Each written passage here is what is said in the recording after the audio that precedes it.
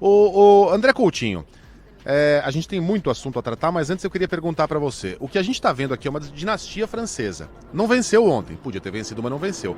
Mas é uma seleção que foi campeã do mundo na Rússia e que ainda é jovem. Mbappé tem 23 anos, o Griezmann vai ter a idade do Neymar, a idade que o Neymar tem hoje, na próxima Copa do Mundo. Então essa seleção francesa tem muita lenha pra queimar. O que a gente não pode dizer da seleção argentina. Di Maria vai embora, Messi provavelmente vai embora. Já há uma seleção, você vê uma seleção argentina já pronta para uma nova geração sem Messi, Coutinho? Olha, Megali, essa geração não, né? Vai ter que criar uma próxima geração. Agora, de Argentina, de Brasil, de outras seleções, Alemanha, até a Holanda, que nunca ganhou a Copa do Mundo, mas que sempre tem gerações interessantes, a gente sempre pode esperar uma nova geração, talvez não essa. Agora, da França, das últimas 7 edições de Copas do Mundo, eles foram para a final em 4. É um negócio, assim, impressionante. 8 edições, né? 4.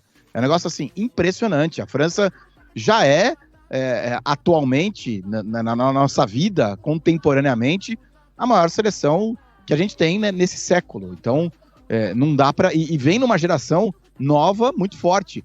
Aquele time que empatou ontem contra a Argentina é praticamente a nova geração da França. Porque eles tiraram os medalhões, Giroud, o Griezmann, que tem idade para jogar uma próxima Copa do Mundo, e foram entrando garotos que sufocaram a Argentina e que fizeram uma final do jeito que a gente imaginava. Eu queria só levantar mais um ponto aqui, eu nem gosto de polêmica, mas já que o L'Équipe, o principal jornal francês, levantou esse ponto, né? A França tá chorando agora, né? Isso é engraçado em futebol. Sempre buscam vilões e sempre buscam desculpas. Isso não é só no Brasil, isso é no mundo inteiro. E agora o L'Équipe levantou e estampou uma foto no lance do terceiro gol da Argentina, dizendo que o gol foi irregular. Para quem está acompanhando a gente na live, a bola ainda está em jogo. Antes de o Messi completar a bola para o gol, há 2 jogadores argentinos do banco de reservas dentro de campo, invadindo o campo. Num lance parecido, o Camarão pode me ajudar, que ele tem uma memória muito melhor do que a minha, daquela, acho que foi semifinal de Libertadores entre Palmeiras e Atlético Mineiro, quartas de final. O Daverson invadindo, né? Daverson invadindo, e o Atlético Mineiro reclamou pra caramba. É o seguinte, regra fria, hein? O que diz a regra do futebol, o gol deveria ter sido anulado. A regra simples e fria, o gol deveria ter sido anulado. Eu tô tentando pegar aqui, ó. Tava com um a mais em campo. Isso. 1 ou 2 a mais em campo, exatamente, ó. Se depois de marcar um gol, o árbitro perceber antes do reinício do jogo que outra pessoa estava em campo de jogo no momento em que foi marcado o gol, o árbitro deve cancelar o gol. Se o invasor for, 2 pontos, jogador suplente, substituído, expulso ou dirigente da equipe que fez o gol, o jogo deve ser reiniciado com tiro livre direto no local onde se encontrava o invasor. Choro de perdedor, né? Com base na regra. Mas tecnicamente tá certo. É a mesma regra fria do goleiro repor em 6 segundos. Se todo árbitro fosse aplicar a regra fria durante todo o jogo, a gente ia ter vários tiros livres indiretos nas áreas, porque os goleiros passam muito mais tempo para repor do que 6 segundos. E esse tipo de situação acontece. É aquela coisa, né? A gente tem que pegar o espírito da lei. O jogador aí não estava interferindo no lance, mas ele de fato estava dentro do campo.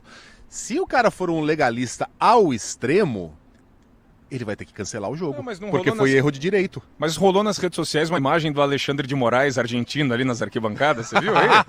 Então tá em casa. Tá em casa, ele avalizou lá. Pô, Coutinho, essa é dureza aí. Isso aí vai ser coisa que as pessoas vão falar os franceses vão falar durante décadas dessa. Vão, mas assim, na boa, gente. Porque o primeiro gol, o primeiro pênalti já foi polêmico. Se o francês for consciente, né, ele sabe que não é que a bola não entrou, não é que foi escandaloso, não é que estava impedido, né? É uma brecha na regra ali. Agora, é o que você falou. Regra por regra, lei por lei, esse gol deveria ter sido anulado. Mas o jogo ele foi tão bom e com tantas variações e possibilidades que até esses lances, entre aspas, polêmicos, eles ficam ali para escanteio. Estamos falando e analisando profundamente o jogo e essas decisões todas, o pênalti do Dembélé, aquela entrada que para mim foi duríssima, passível de vermelho do Rabiot no Depou, ele só recebeu o amarelo, o francês poderia ter sido expulso. Então, alguns lances importantes de toque de mão na área, a decisão foi muito rápida. tomada pelo árbitro polonês, né, também com a intervenção do VAR o mínimo possível.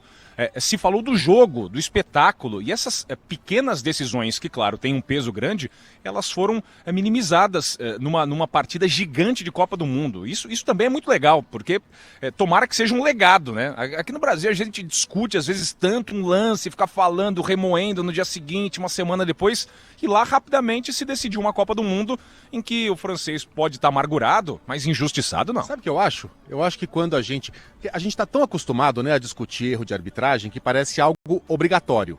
Né? Então, mas no momento em que eu falei aqui do pênalti meio mandrake do primeiro gol do Messi, eu tive um sentimento esquisito, como se eu estivesse cometendo uma pequeneza, uma mesquinharia de você abordar algo tão minúsculo dentro de um contexto tão gigantesco do que aconteceu ontem. Como o cara que faz 18 anos e ganha um carro 0 km do pai e reclama porque não gostou da cor. É isso. Mesquinho.